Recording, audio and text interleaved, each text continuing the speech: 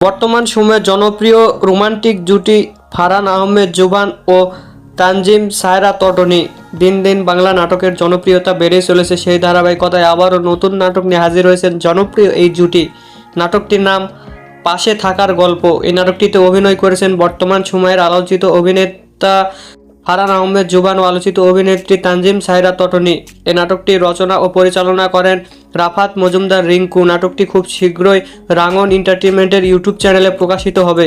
আপনারা দেখতে চাইলে অবশ্যই রাঙন এন্টারটেইনমেন্টের ইউটিউব চ্যানেলে চোখ রাখুন এবং নিয়মিত নতুন নতুন নাটকের আপডেট পেতে হলে অবশ্যই চ্যানেলটিকে সাবস্ক্রাইব করে রাখুন। পরবর্তী ভিডিওর জন্য অপেক্ষা করুন।